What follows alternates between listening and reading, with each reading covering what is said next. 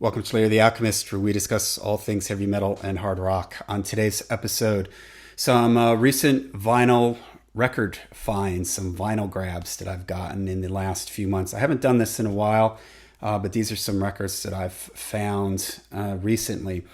So there's a new record store not too far from where I live. They're called Vinyl Explosion, and it's pretty cool. They're set up. It's inside an old Kmart where people rent out spaces inside this old Kmart, and this guy has a record shop inside there, so it's kind of a cool little setting. And he had a Thanksgiving Black Friday sale where it was 20% off anything, and I was happy to find some cool records here. So the first one I found was, the group is called Bang, and I actually did a video on their first album. It's very proto-metal, very Black Sabbath. I'll leave that linked down below. This is their second album called Mother, Bow to the King. It's a pretty cool gatefold there. This is an original. This is a band from Philadelphia. The album was released in 1972. And the album is on Capitol Records. So they were signed to a major label. This isn't as good as the first one, but it's still pretty cool, and there's some heavy stuff on it. It's a little more like mellow, acoustic-y stuff on here compared to the first one. All right, next, Sufficiently Breathless from Captain Beyond. I got this at the same record store. I also did a video on Captain Beyond. This is their second record from 1973. Captain Beyond features Rod Evans, who is the original vocalist in Deep Purple.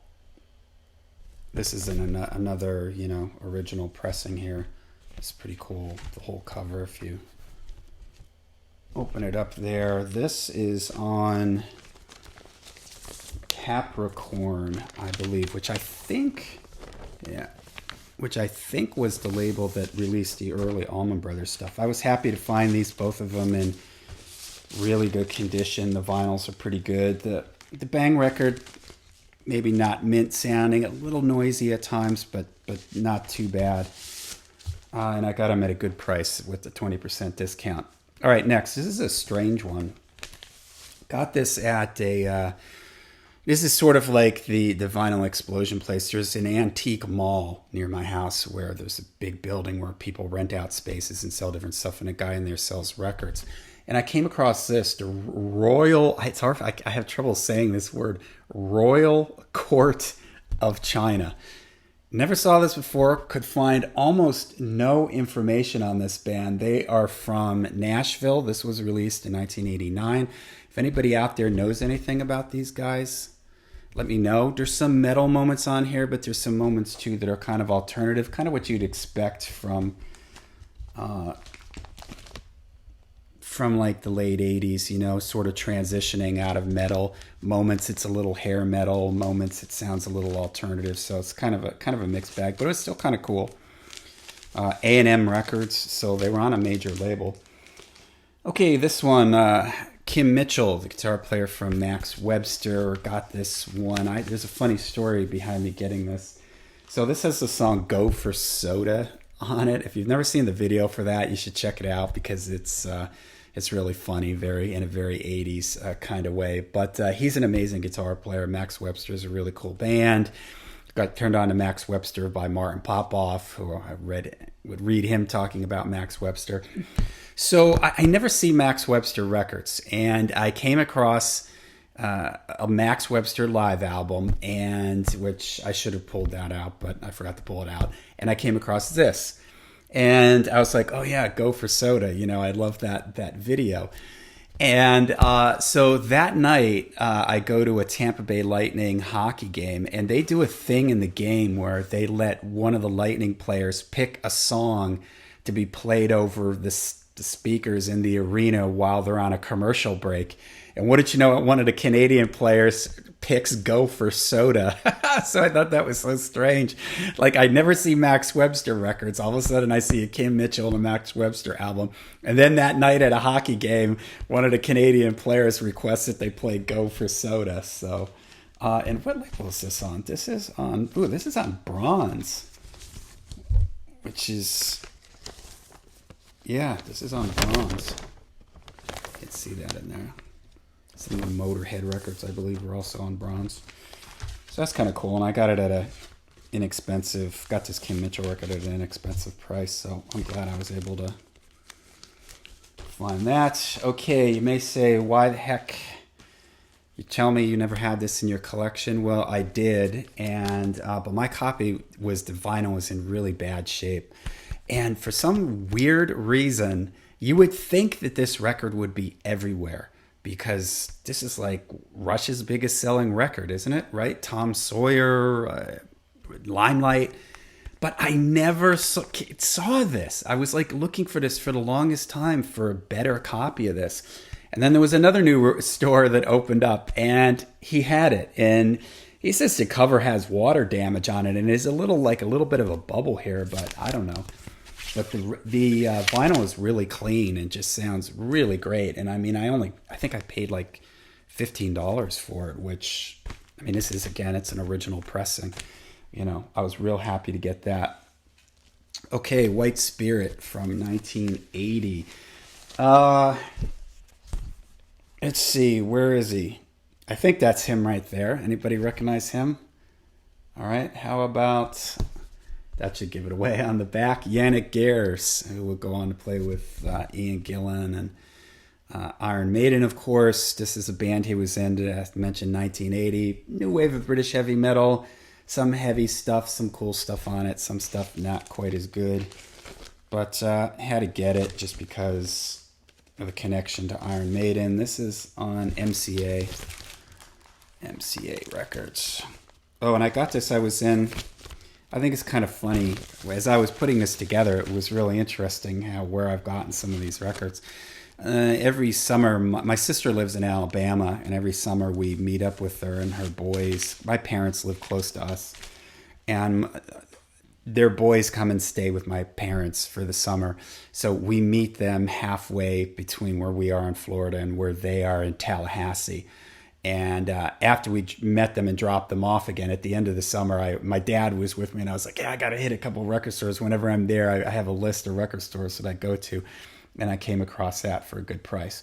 Okay, the next, are all these, let me see. Yeah, the next 5 here, and there was more from this. I went to Sweden this summer, and if you saw that midweek Maiden that I did with the guys from...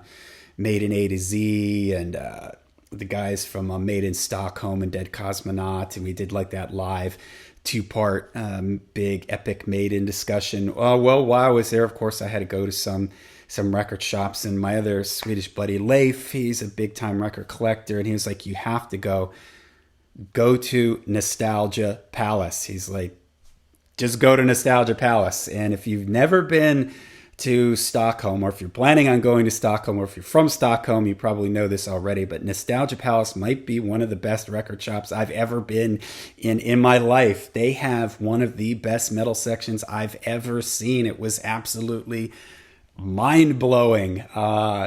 They even call the metal section, has its own name, Trash Palace. But I couldn't believe how much stuff they had. In fact, I went there first and I was a little squeezed for time. So I had to go back again. My buddy Matthias met up with me there. Leif was there. We were hanging out, looking at records. It was just absolutely incredible. And I bought a bunch of stuff while I was there. This is just because I've already shelved some of them away. I thought I'd just pull out a few of them here. This is Samson Headon. Of course, this features the legendary, as he's listed on the back here, Bruce, who would go on to be known as Bruce Dickinson.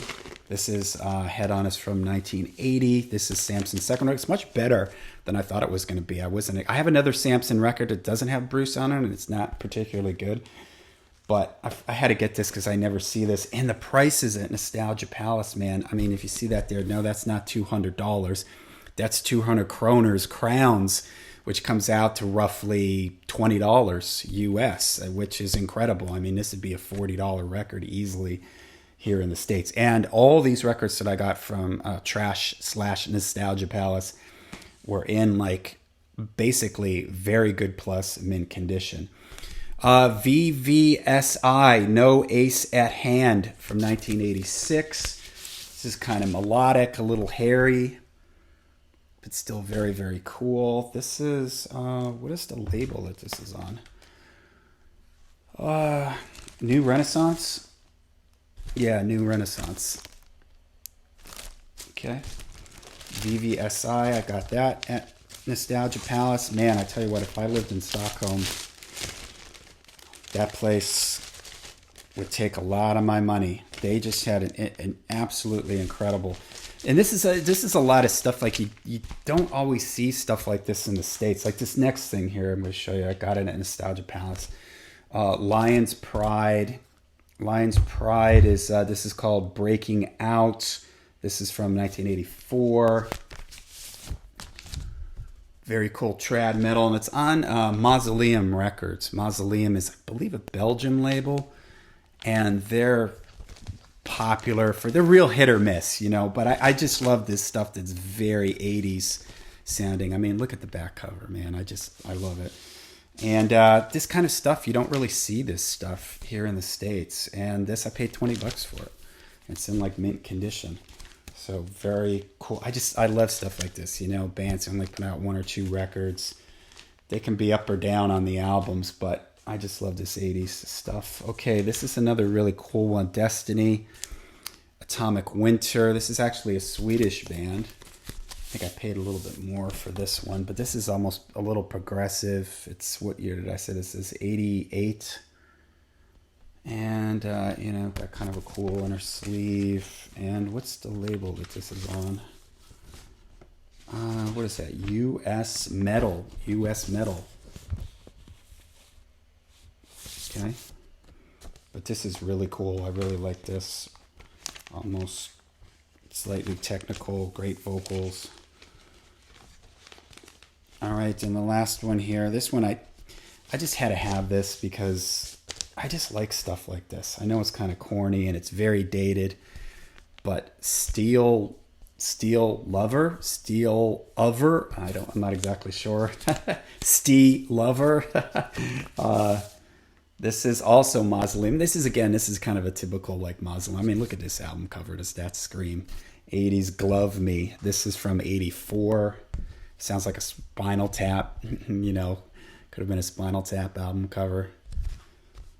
But I just, you know, stuff like this, I love it. For $20, I just couldn't pass it up. So if you're ever in Stockholm, you definitely got to go to Nostalgia Palace. It was absolutely incredible. Not too far from the subway. Can't be beat. Okay, there you go. There's some of my recent vinyl grabs. Let me know if you're familiar with any of these bands. Let me know in the comments down below, okay? Till we see you again, make sure you stay heavy, stay metal.